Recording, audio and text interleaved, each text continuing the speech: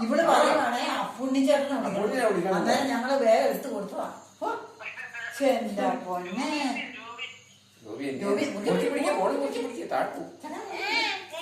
ആ ഇവിടെ അപ്പുണ്ണിച്ചേട്ടൻ ഇപ്പൊ പറയുന്നു എന്നോട് പറയേ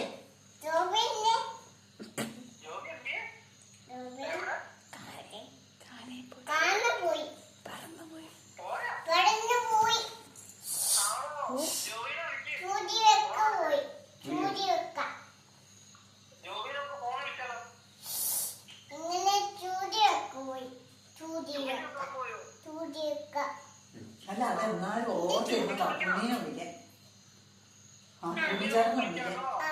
ഓ